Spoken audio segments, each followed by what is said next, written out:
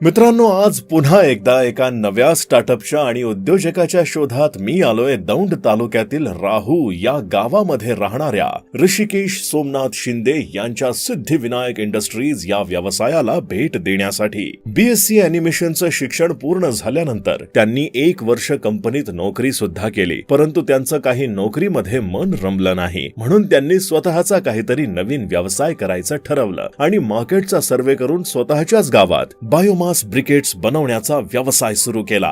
गेली 3 वर्षे ते हा व्यवसाय करत असून मार्केटमध्ये चांगलंच नाव केलंय। ब्रिकेट्स बनवण्यासाठी सर्वात आधी वेगवेगळ्या ठिकाणाहून लाकडाचा भुसा, सोयाबीन भुसा, उसाच्या चुट्ट्या या गोष्टी गोळा करून कारखान्यावर आणल्या जातात।